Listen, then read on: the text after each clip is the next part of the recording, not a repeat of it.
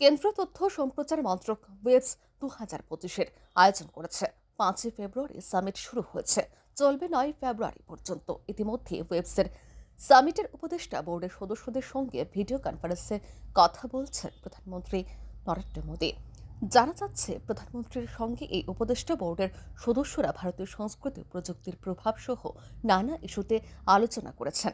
রেলমন্ত্রী অশ্বিনী বৈষ্ণব এ নিয়ে একটি টুইটও করেছেন, যেখানে তিনি লিখেছেন, এই শীর্ষ সম্মেলনে বিশ্বের শীর্ষস্থানীয় মিডিয়ার সিইও, সবচেয়ে বড় বিনোদন আইকন এবং সারা বিশ্বের সৃজনশীল মনকে একত্রিত করবে বিনোদন, সৃজনশীলতা এবং সাংস্কৃতিক জগৎকে।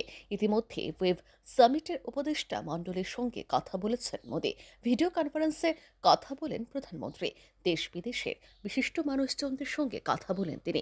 অমিতাভ বচ্চন, দিলজিৎ দোসাঞ্জ, শাহরুখ খান, রণবীর কাপুর, চিরঞ্জীবী, অনিল কাপুর, অনুপম খেরদের সঙ্গে কথা বলেন। পাশাপাশি কথা হয় মুকেশ আম্বানির সঙ্গেও। ছিলেন আনন্দ মাহেন্দ্রা সহ অন্যান্যরাও। অর্থাৎ ভারত বিশ্বের শীর্ষ পেশাদারদের সঙ্গে কথোপকথন প্রধানমন্ত্রীর। ব্যুরো রিপোর্ট, আর ই নিউজ।